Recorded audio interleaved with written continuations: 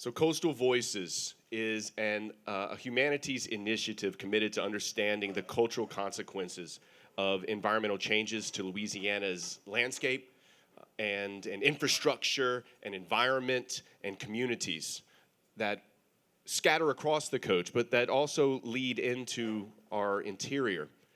So to begin, I want to kind of break down these four key words here: coast, voice, story, resiliency.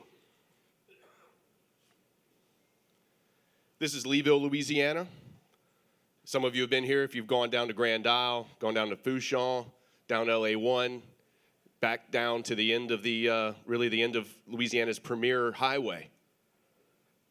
When we think about the term coast, I didn't go straight to Merriam-Webster. I went to a better source, I thought, National Geographic, who defines coast as that narrow strip of land that borders the sea along a continent. And for us who live in Louisiana, and arguably people who live all over coastal United States, we know this is not terribly accurate. In fact, I was studying geography with my third grader yesterday, and this is nearly the definition that he gets in the third grade. But it doesn't take it doesn't take any of our imaginations, because we've been there. And we know that defining the coast in this simple way just doesn't get it. Resilience, the R word, appears in the Louisiana Coastal Master Plan almost 100 times without a clear definition. We throw it around willy-nilly. We kind of know it when we see it, but it is a rather elusive term. But LA Safe earlier this year published a 1,500-page document that defines it, actually. And I don't dislike it. I kind of like it. The capacity of individuals, communities, and systems to survive, adapt, and grow, no matter what kind of chronic stresses and acute shocks they experience. The chronic stuff, things like land subsidence, gradual climate change, and sea level rise. The shocks, we know those to be hurricanes.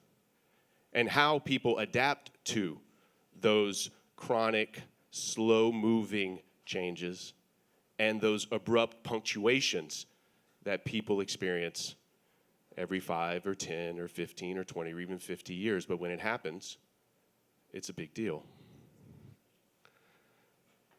So this is Mrs. Melanson, and we'll talk a little bit about where this comes from later. She lives down in Leeville. She and her husband owned a bait shop. I'm not going to define story, because now we're moving into the realm of the qualitative.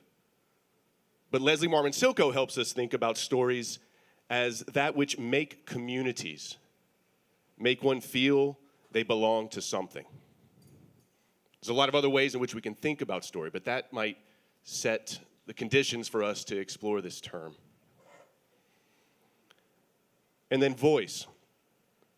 Words mean more than what is set down on paper. It takes the human voice to infuse them with shades of deeper meaning. My argument tonight is that telling stories and listening to stories are acts of resiliency. So quickly, Coastal Voices is very simply about storytelling. It's about slowing down, shutting up, and listening to people who have an intimate knowledge of Louisiana's waterways and lifeways. Their stories, in my opinion, of living on land and with water, they are in many ways unique to Louisiana. We know that. But they are also representative and transferable to other coastal communities throughout the United States and around the world. Some have described coastal Louisiana as a kind of canary in a coal mine when it comes to our reactions to, our responses to, our plans for climate change and other effects that are taking place. Maybe a more appropriate way to put it is like a speckled trout in the marsh as opposed to a canary in a coal mine. You're keeping track of the experiences of people that are peculiar and unique to Louisiana, but that also make sense in trying to understand other challenges that other communities are being affected by. And their stories serve as, in I think 3 ways, or at least 3 ways. They serve as acts of cultural preservation, responses to ongoing transformation, and reflections on future orientation. I was once speaking to a librarian, archivist, amateur historian who said that preservation is salvation. It's almost, in some cases, as simple as that. The act of cultural preservation, in and of itself, is a kind of act of resiliency in the face of loss or in the face of transformation. Responses to ongoing transformation, and listening to people's stories, not everybody's stories. I don't listen to everybody. Some people just need to shut up. But, including myself, probably by the end of this. But listening to people who have an intimate knowledge of place and space and time, deep kinds of knowledge, can help us understand how people have adapted over time to this changing landscape that we call Louisiana. Most people who live in coastal Louisiana understand that change happens. They're not hunkered down in bunkers, holding out and waiting for things, or just hoping that things don't change. Their lives demonstrate that they know how to change. And learning from that is important. And third, stories oftentimes lead to people reflecting upon their future, their plans for the future, their hopes for the future. And in listening to people speculate, project, dream about a future, it can help, I think, planners and others who have money and power to more effectively and conscientiously plan for that future. So that's kind of the thesis. This is a picture of New Orleans in 1863. So you've all been to New Orleans. This is looking south down the Mississippi, but it's upwards, so it's kind of confusing. But what this shows us is that people in New Orleans, people in Louisiana have always been kind of oriented towards the coast. You can see the Gulf right there. And these were very popular, these bird's eye view drawings of the 19th century. And it's important for us to recognize that the story of the coast is the story of the river. If we think of one without the other, then we're just missing it. And some of you may have heard Professor Clint Wilson talk about the river. So he's the expert in the room, so I'm going to run through the river stuff and get to the coast stuff and the people stuff, not the model stuff. But this is an important connection. I think we all know this. And we also know that, and I could have showed the Harold Fisk drawing where they got all those squiggly meanders of the Mississippi, and it's beautiful. This is another representation of the many distributaries of the Mississippi over millennia, and how the Mississippi wants to do what it does, which is to move and flow and break things and change things. And I use this quote, 1850s. Louisiana used to have a state engineer, Louis Hébert. I think we could apply this. I think anyone, if we heard this quote today, we would not be surprised. We are still quarreling between ourselves to describe by words and arguments founded on conjecture what the Mississippi was, is, and will be.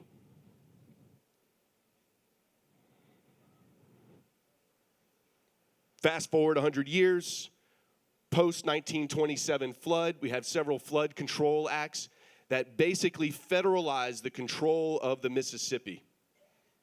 That makes it clear that 1927, the U.S. and all the states are going to do their darndest to make sure that doesn't happen again, which leads to security from many floods, not all floods, but many floods. But it also means that the Delta's dead, that the Mississippi stops doing what it does, which is replenish wetlands with sediment, with land, and with protection.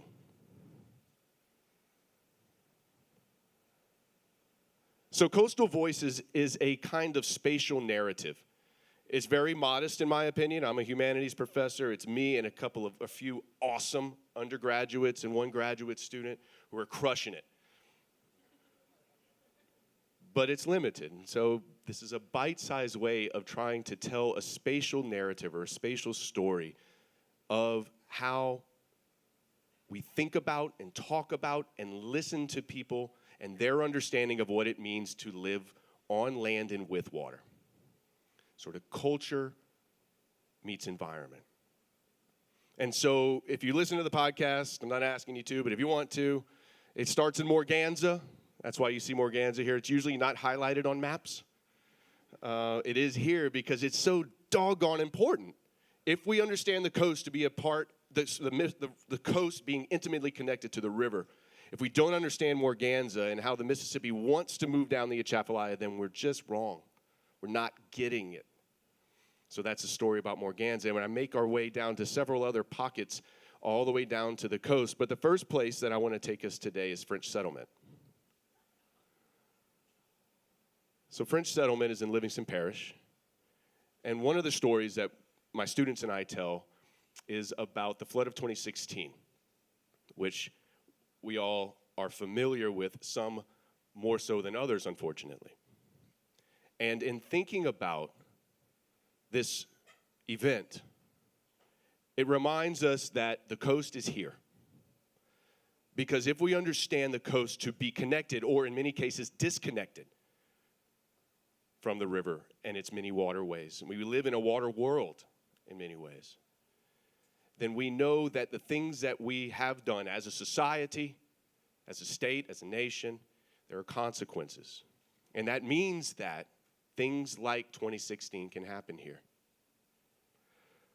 So we're going to listen to an individual, Mr. Hebert, very briefly talk about his experience of flood. It's a couple of minutes. And we're going to do this, and then we're going to listen to two other people, and then I'm going to be quiet, and we can have a discussion. But when you listen, like I said, remember you got to shut up and listen. I'm not going to deconstruct what you hear, right? We can do that afterwards in the Q&A. But there are many threads that we can follow and pull when listening to Mr. Hebert talk about his memory of that flood and his response. I'm not no expert, but I've been watching the water quite a few years, and I know just about what it's going to do. They got all kind of theories, but I guess God gives us what He just wants. That's what I figure. I don't know if anything can control it. You're always praying, but sometimes in prayers don't the good Lord don't hear them because He brings that water on you anyhow. But you got to expect it. When you live in the swamp, you got to expect floods. But those people in Denham Springs that are on these high ridges, they didn't have a clue what a flood was like. But if you go through a flood, you'll remember it. A flood is even worse than a fire because when the house burned, lightning hit it, and everything just burnt down. So you just scrape everything up, dig a hole in the back and bury it, then you build your new house. But when it floods, you got to take all the old wet stuff out, all your furniture, and everything. And it's a job. It really is. I get kind of teary when I think about it. It's emotional. And I'm not getting any younger. I mean, them 12-hour days is tough on an old man. I'm at my wit's end. They say, well, don't you lift your house? It costs us a fortune to lift a house. And we're not spring chickens anymore. We get along in age. I'm limited what I can do. I got my hands full of just trying to keep this little place going. What do you think about if it would flood again? I don't know. I don't want to think about that, but I'm going to move. It's high. Elevation goes this way. And it's high over there. I want to move a trailer in, but my wife don't want to move. Don't want to live in a trailer. I mean, we had this house. It's comfortable. When it's running, everything's smooth. It's good. Life's good. But who knows what's coming tomorrow? That's what they say. You live and then you die. That's all you can do.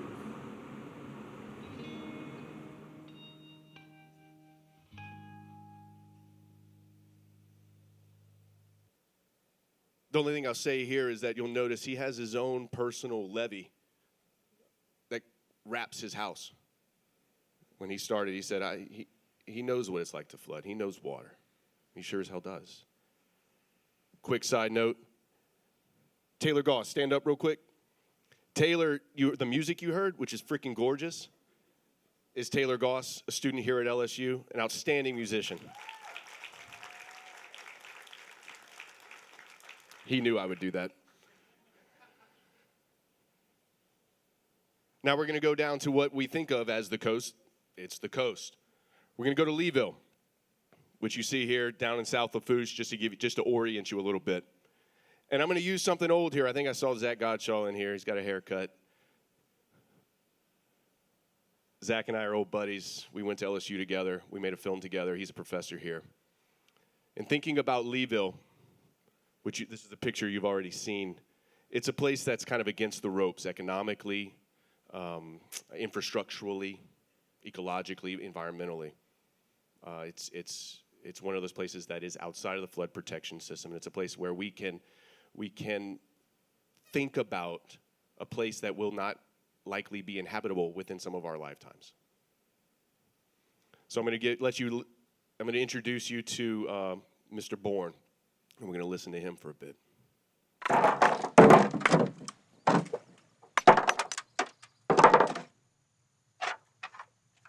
My name's Edward Joseph Bourne. But my nickname Boy. Everybody knows me by Boy, but my real name's Edward. Edward Joseph Bourne.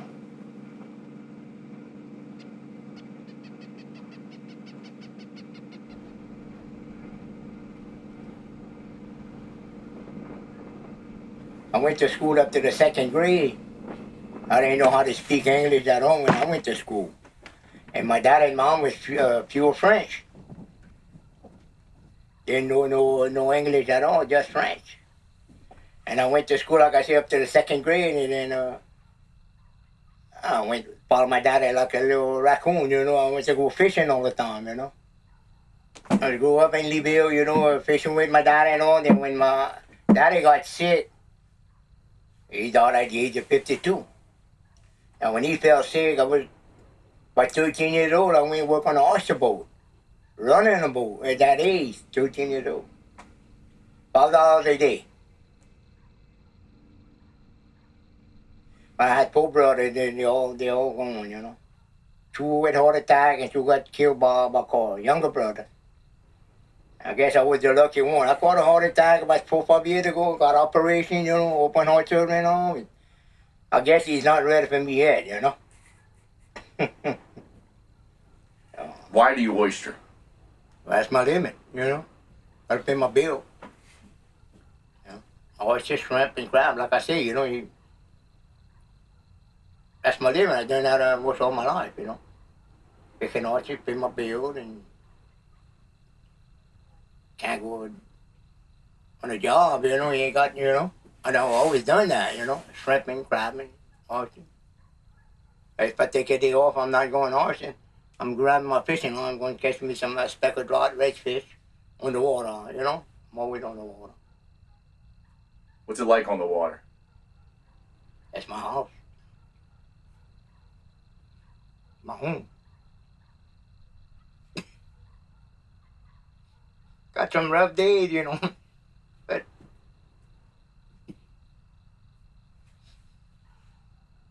I passed through it. I think a way back, with my brothers, we work together, slept together, and all the old home. It's that home. That's why I keep busy. Keep busy all the time.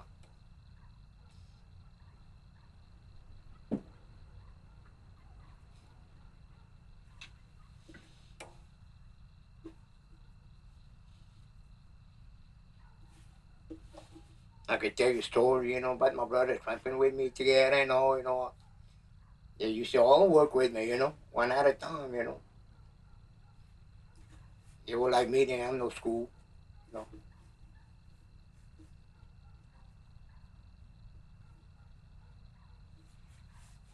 They work hard and they die young.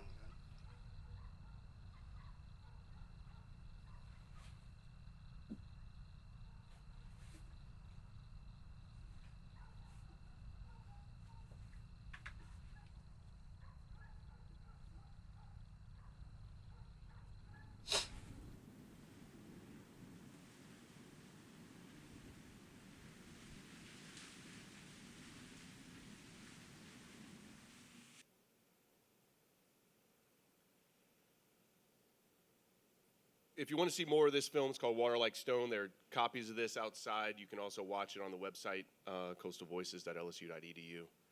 One thing that, among many things that this encounter taught me, when I asked him, what's it like on the water? And he said that that's my house, that's my home. I started to ask people, or have my students ask people, either directly or indirectly, what is home? And when we're thinking about resiliency, oftentimes, people who are going to be most affected by whatever decisions are made in Baton Rouge or Washington, D.C., they're thinking about their homes. So if you want to go right to it, what matters most and what is most meaningful, go there. Last stop, Lockport. We're going to go back up the bayou real quick. Lockport, there's this plantation called Clotilda Plantation. This is the home of the late Mr. J.B. Barnes. He worked this, it's a farm, but they still called it a plantation, pretty much his whole life. Never got married, raised the children of the people who lived in the big house.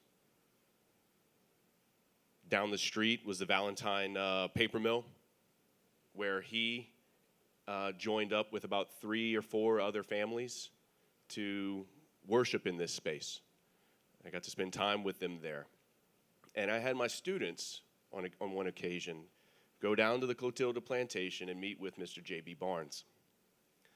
And I had him ask this young lady, figure out a way to ask him, what is home to you? And he'd lived a rather itinerant life. And I think the subtext here is that it's challenging to be African American in South Louisiana in many occasions, in many places. And so when asked, what is home to you? He decided to sing a song instead, which is about home.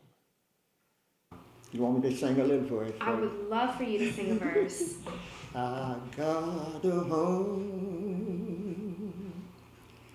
over the mountain. I got a home over the mountain, and I must get there on time. I started on this journey. Seemed like a long time ago. I thought it would be easy. Lord, I did not know. That's why I'm holding my potion until it's safe for me to climb. I got a home over the mountain, and I must get there on time.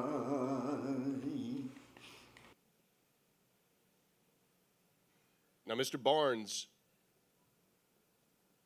took us somewhere else when it comes to home. And if we're thinking about resiliency in Louisiana, we're thinking about what it takes to get people to go all in, to recognize that we have a lot to do when it comes to preparing for and reacting to and planning for and doing stuff that restores and protects the coast. Then we have to have people who have the luxury to be able to think about those things. In the case of Mr. Barnes, his mind went elsewhere when it came to thinking about home.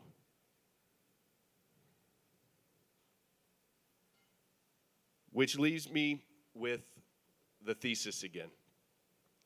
which is that when we think about resiliency, there are many people in this room, in this town, in this state, in this nation who are hell-bent on figuring out solutions to protect people like us and to prepare us for disasters and other more subtle, chronic things. Politicians, policymakers, scientists, engineers, you name it. There are also stories to be told that play into the ability and the wherewithal for people to live lives resiliently.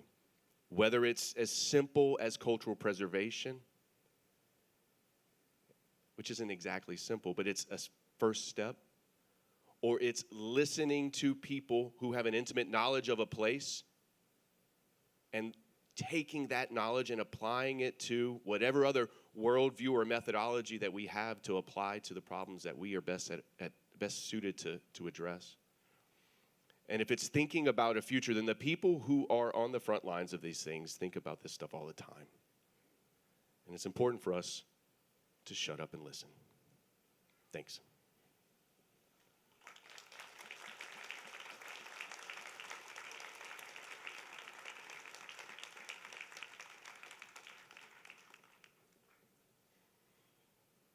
It's a long quote, and it's kind of morose. But what it does, I think, is it allows us to try to get at the heart of the matter, which is to permit ourselves to not know exactly what to do, and to permit ourselves to just be present to the other,